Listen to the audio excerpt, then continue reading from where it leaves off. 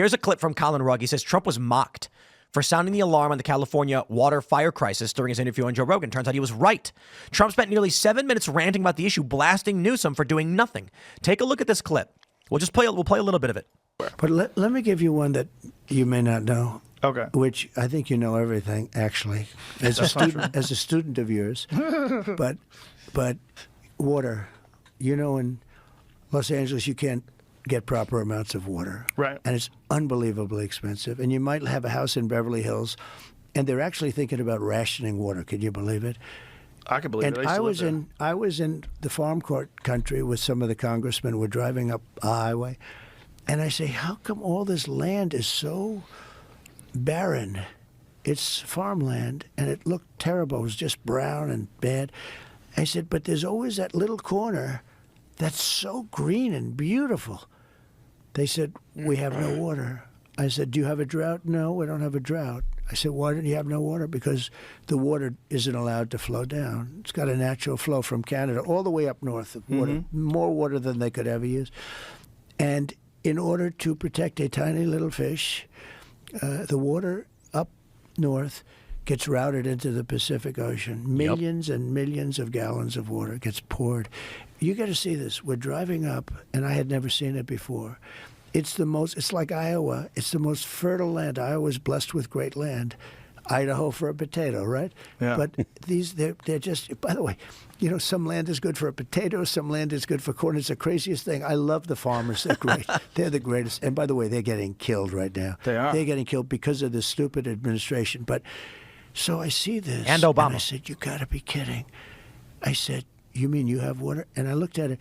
It's like a valve in your sink, except it's massive. The thing's 5 times taller than your ceiling. Did you know the center of California was a giant lake? That's true, too, but instead of going off on that tangent, let me show you this. When we zoom out, he's talking about the Delta area. It's in the Bay. And so you come up here, and so the issue is basically this. All of this water right here is pushing into the Pacific. So you can see fresh water up here, and you've got brackish water here in the Bay, and then you've got ocean water. So for those that aren't familiar, I assume most of you are, but brackish is kind of the mix between fresh and salt water.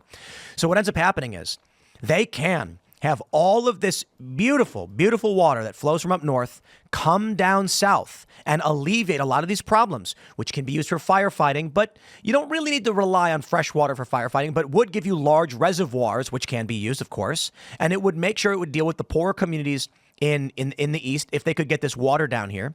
The issue is that if they stop the flow of water into the Delta, then the pressure stops and ocean water pushes in, turning the Delta brackish and killing off all the farms. It's not just about the fish. The excuse used, of course, is that it would kill off all the Delta smelt. That is largely the reason, because they could still create a dam or some kind of system that would prevent the ocean water from coming in and wiping out the Delta. They don't do it. And I think it's not just the fish. That's the point I'm trying to make. Is that the state doesn't have willpower. Long-term investment is not within the minds of your average Democrat governor or state.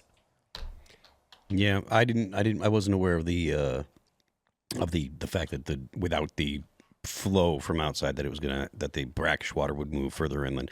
But still, I mean, they if they're siphoning the water off so that way it helps farmers, that to me seems like it would probably be some kind of lobbying issue. It is. The lobbyists are doing it. And that means that the people that have lost their homes, those people are wealthy people, and they have means, and it should inspire them to tell the politicians, look, I'm not donating to your candidate, to your campaign now because you allowed my house to be burned down. It's going to be very interesting to see how the people in these areas react, because when we had the hurricane in North Carolina, the communities all rallied together.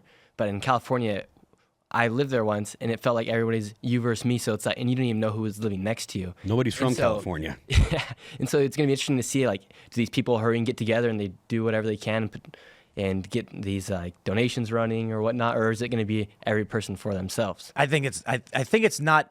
I don't want to be so callous because. Or are they just going to move out and just abandon whatever they had left? They're going to move out, like Maui. Mm-hmm. You know, what do we see? Like these big celebrities who had land, they were just like, I'm out. Because they're rich, right?